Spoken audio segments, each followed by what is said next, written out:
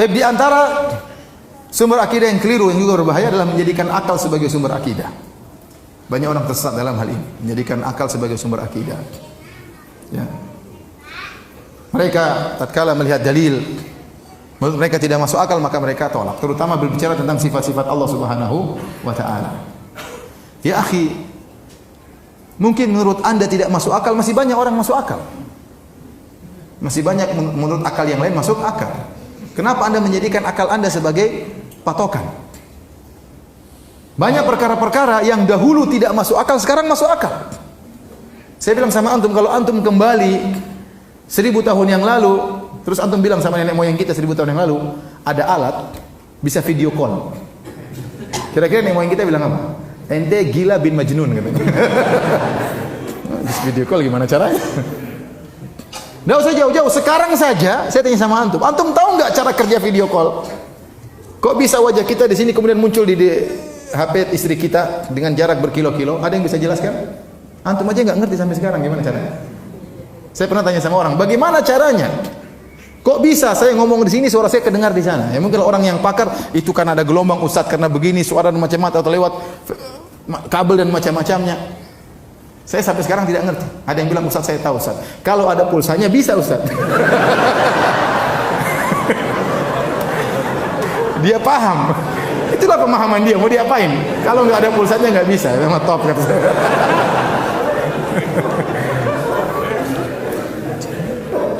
Banyak perkara-perkara yang dahulu menurut dia tidak masuk akal, ternyata masuk akal menurut orang lain. Banyak perkara-perkara yang tidak bisa kita masuk ke akal kita. Jadi akal ini punya kemampuan terbatas. Akal bahkan daya khayalnya pun terbatas. Jangankan untuk menembus memikir, bahkan daya khayalnya pun terbatas. Seandainya saya bilang sama antum sekalian, bisakah antum menghayalkan ketampanan Nabi Yusuf? Antum nggak bakalan mampu. Yang bisa antum hayalkan orang tertampan yang pernah antum lihat. Benar. Lebih daripada itu otak nggak mampu. Nggak bisa terbayang tampaknya Nabi Yusuf kayak apa. Yang perempuan lihat potong-potong jarinya nggak sadar, subhanallah. Ya, kalau antum baca buku tafsir dalam tafsir Al-Qurtubi, dalam tafsir yang lain disebutkan riwayat-riwayat Israiliyat yang aneh-aneh. Ada yang mengatakan para wanita waktu melihat Nabi Yusuf tampan, ada yang langsung mati. Beneran ini? Ada yang langsung haid tiba-tiba. Ada yang langsung pingsan. Saking tampannya Nabi Yusuf. Kalau kita sesuai dengan Al-Quran saja, tidak usah aneh-aneh. Waqatta'na aydiyahunna. Mereka potong-potong tangan mereka tanpa sadar. Saking tampannya Nabi Yusuf. Laki-laki zaman sekarang setampan apapun, kalau ada perempuan lihat ngiler sebagaimanapun, kalau kasih jarum pentul pasti teriak. Gitu tidak? Tapi Nabi Yusuf, kita bisa lihat ada orang histeris lihat orang yang sangat dia cintai. Ya Nabi Yusuf begitu muncul alaihissalam, wanita sampai motong-motong jarinya tidak sadar. Kita nggak mampu menghayalkan tampannya Nabi Yusuf. Kenapa? Otak kita daya khayalnya saja terbatas. Demikian juga daya pikirnya. Contoh sederhana, kalau saya suruh Anda menghayal tentang bidadari, Anda nggak bakalan mampu. Bayangkan cantiknya bidadari, nggak mampu. Yang paling ente bayangkan istri ente, itu yang paling cantik. Dalam tanda kutip. Mau bayangkan paling cantik perempuan, nggak mampu. Nggak mampu. Ini nanti jangan direkam ya, saya sekedar cerita aja. Saya dulu waktu di Irian, bayangkan saya tidak pernah keluar dari Irian. Lahir di Surabaya, umur seminggu langsung sudah dibawa orang tua. Saya bilang, "Mak, saya dulu di Surabaya sebulan." "Oh, bukan sebulan, seminggu sudah pergi." Lahir seminggu, kemudian naik kapal pergi ke Irian Jaya. Besar sampai lulus SMA di mana? Di Irian Jaya. Jarang perempuan cantik di sana. Ada 1-2 orang subhanallah itu jadi bintang di Sorong. Semua orang kejar-kejar padahal biasa-biasa aja. Tapi waktu itu paling cantik karena itu yang bisa kita lihat. Gitu sampai di mana di UGM, ternyata banyak yang cantik. Daya khayal semakin meningkat. Jangan direkam ya. Terus sampai di Madinah lebih ngeri lagi. Lebih ngeri lagi. Ada cewek cantik wajahnya seperti artis ngemis, subhanallah. Benar ini. Orang-orang Palestina, orang Suriah ngemis-ngemis, cantiknya luar biasa. Kita tidak bisa bayangkan bagaimana cantiknya bidadari. Apa kata Nabi sallallahu alaihi wasallam tentang bidadari? Mir'atuha kabiduhu. Sungguhnya kabiduha mir'atuhu. Kabiduha mir'atuhu. Kata Nabi sallallahu alaihi wasallam, sungguhnya hati sang bidadari adalah cermin bagi suaminya. Jadi kalau suaminya di hadapan istrinya dari bidadari, wajahnya tertampang di hatinya. Antum bisa bayangkan? Bisa. Kata Nabi SAW, yura mukhu saqaiha min wara'il lahmi minal husni. Sungguhnya sumsum betisnya kelihatan dari luar, di balik dagingnya. Wah, ini setan apa bidadari? Sumsumnya kelihatan. Tapi kata Nabi SAW, minal husni, karena saking cantiknya. Kalau kita berusaha menghayal ada bidadari yang hatinya cermin, sumsumnya kelihatan, apa yang kita bayangkan? Mengerikan. Paham? Ya tidak? Menunjukkan daya hayal kita itu terbatas. Ya udah, kita azan, kita sholat, kita lanjutkan lagi insyaallah. Wallahu ta'ala alam bisawab.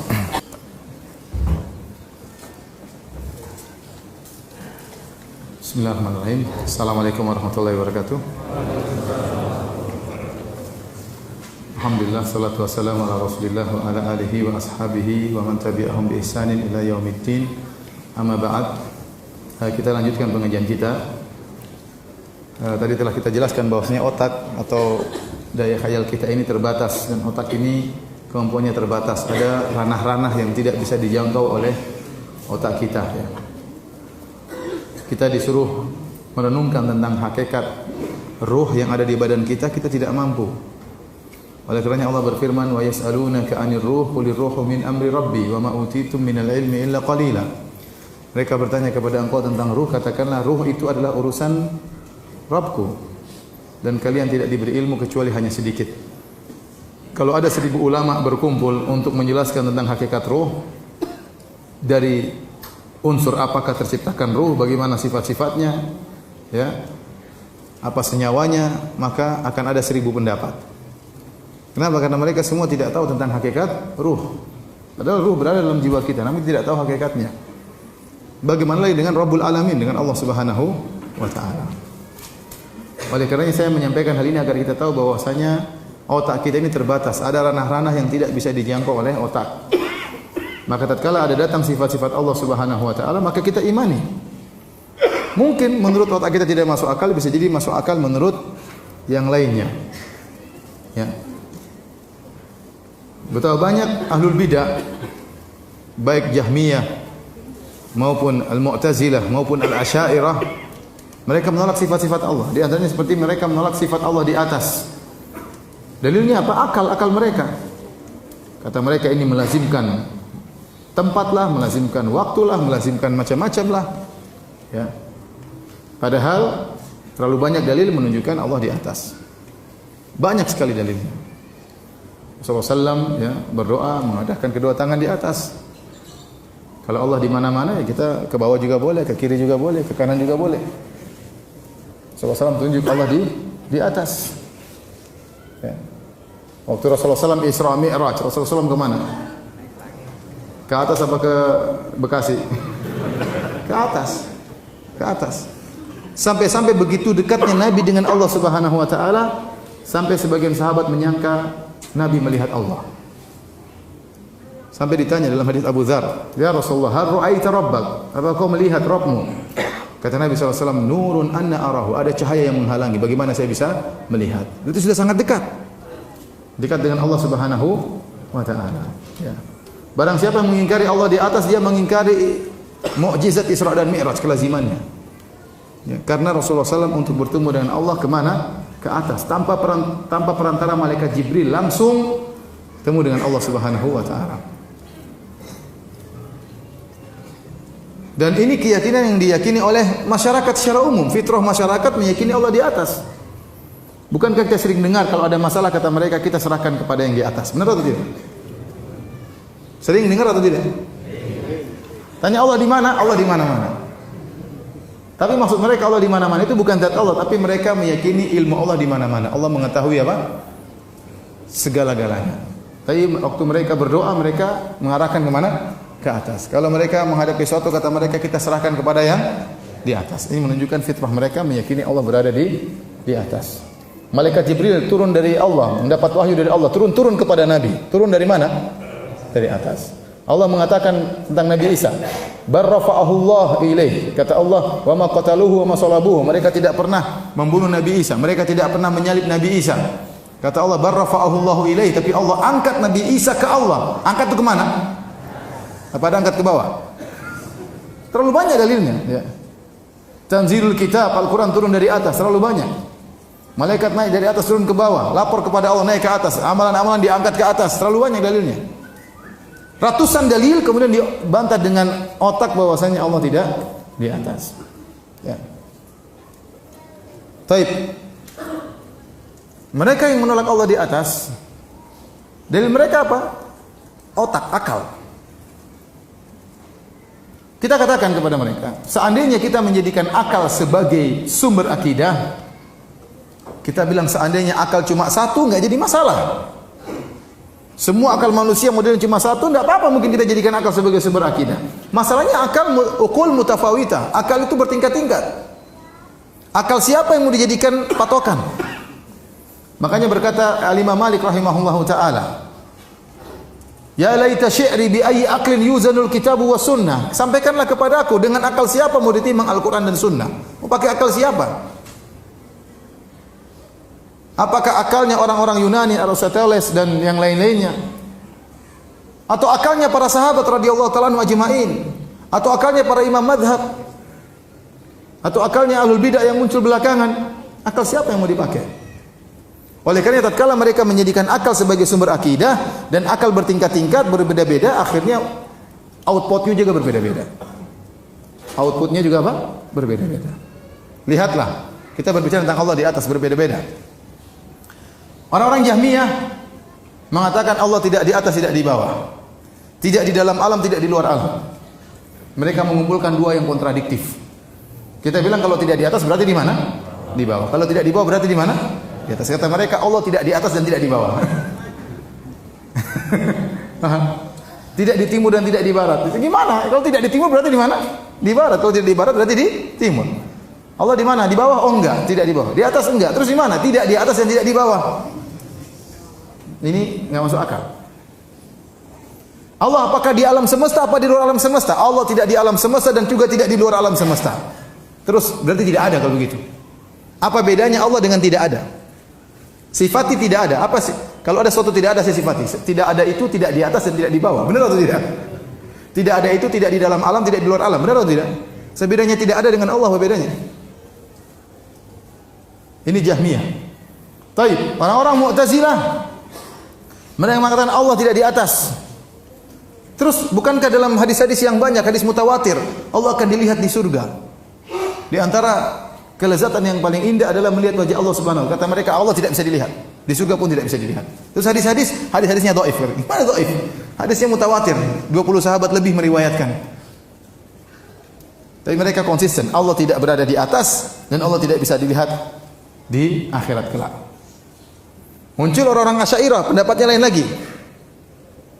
Kata mereka Allah tidak di atas, tetapi bisa dilihat di surga. Nah, dilihatnya bagaimana? Ada arah melihat atau tidak?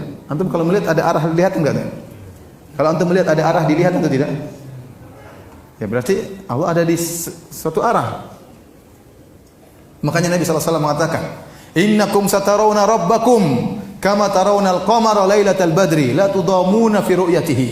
Sungguhnya kalian akan melihat Allah dalam riwayat ayanan yaumal qiyamah. Kalian akan melihat Allah dengan mata kalian pada hari kiamat kelak sebagaimana kalian melihat rembulan. Rembulan di mana? Di atas. Bukan Allah seperti rembulan, tidak, tapi cara melihatnya. Sehingga kata Nabi, kalian tidak perlu berdesak-desakan. Kalau rembulan perlu kita berdesak-desakan? Tidak perlu. Demikianlah melihat Allah pada hari kiamat kelak. Orang-orang Asy'ariyah bingung, kata mereka Allah tidak di atas, tapi Allah dilihat pada hari kiamat. Lihatnya bagaimana? Ya pasti ada arahnya enggak? Kata mereka Allah tidak boleh ditunjuk di mana, enggak boleh. Kalau ditunjuk salah, loh Nabi tunjuk Allah atau tidak? Kata Nabi, ya Allah saksikanlah. Semuanya pakai akal, tapi ternyata outputnya berbeda-beda. Baik Jahmiyah, Asy'ariyah maupun apa? Mu'tazilah. Contoh mereka menggunakan akal juga. Kalau Allah beristiwa di atas arsy, Allah berada di atas langit. Kata mereka berarti Allah lebih kecil daripada langit, berarti Allah butuh kepada langit. Karena yang di atas lebih kecil daripada yang di bawah dan yang di atas butuh kepada yang di bawah. Ini disampaikan oleh Ar-Razi, tokoh Asy'ariyah. Bantahannya gampang. Tidak semua yang di atas berarti lebih kecil daripada yang di bawah dan tidak semua di atas pasti butuh kepada yang di bawah. Contohnya langit dan bumi. Yang lebih di atas mana? Langit atau bumi? Langit. Mana yang lebih besar? Langit atau bumi? Langit lebih luas. Apakah langit butuh kepada bumi? Jawabannya tidak. Tidak ada tiang. Tidak ada tiang menyangga antara bumi dengan apa? Langit. Berarti menunjukkan yang di atas tidak mesti nempel kepada yang di bawah, yang di atas tidak mesti butuh kepada yang di bawah, yang di atas tidak mesti lebih kecil daripada yang di bawah. Kalau itu antara makhluk dengan makhluk saja tidak lazim, apalagi antara Allah dengan makhluk. Menggunakan akal. Makanya semua mu'attil, semua penolak sifat pasti musyabbih. Dia pasti membagaimanakan Allah terlebih dahulu, baru kemudian dia tolak sifat tersebut. Kata dia berarti melazimkan demikian. Makanya waktu ada orang datang kepada Imam Malik bertanya, "Wahai Imam Malik, kaifastawa? Bagaimana Allah beristiwa?" Imam Malik marah. Berkeringat sampai dia marah. Dia berkata, "Al-istiwa'u ma'lum." Istiwa kita ngerti maknanya, itu di atas. Wal kaifu majhul, bagaimananya kita tidak tahu. Wasu'alu anhu bid'ah, dan bertanya tentang bagaimananya adalah apa? Bid'ah. Kata Imam Malik, usir orang ini dari pengajianku. Kenapa? Dia bertanya tentang bagaimananya. Nah, anda bagaimana tahu bagaimananya? Kalau anda ingin tahu bagaimananya sifat Allah, anda harus tahu bagaimana zat Allah terlebih dahulu. Dalam kaidah al-kalamu fi sifat far'un anil kalami fi dzat. Pembicaraan tentang sifat adalah cabang dari pembicaraan tentang zat. Kalau anda tahu bagaimana zat Allah, baru anda tahu bagaimana sifatnya Allah. Kalau anda tidak tahu bagaimana zatnya Allah, bagaimana anda bisa bayangkan sifatnya Allah? Kalau anda ingin membayangkan tentang Allah di atas arsy, bagaimana bayangannya? Pertama anda harus tahu Allah seperti apa, zatnya bagaimana. Terus kedua anda harus tahu arsy seperti apa, baru anda bisa bayangkan Allah di atas arsy. Kalau anda arsy saja anda tidak tahu, Allah pun anda tidak tahu, terus gimana anda bayangkan? Beriman saja kepada ayat-ayat Al-Quran. Ar-Rahmanu 'alal 'arsy istawa, Allah beristiwa di atas arsy. Sudah selesai. Itulah pemahaman para sahabat. Jangan kita gunakan akal kita kemudian menolak apa? Hadis-hadis dan ayat-ayat. Hati-hati. Ya. Tatkala kita berpegang kepada akal, akhirnya macam-macam akhirnya penafsiran karena akal berbeda-beda. Ya, karena akal berbeda-beda. Oleh karenanya hadirin dan hadirat yang dirahmati Allah Subhanahu wa taala, dalam masalah akidah kita ya di antara cara yang keliru menjadikan akal sebagai sumber akidah. Baik.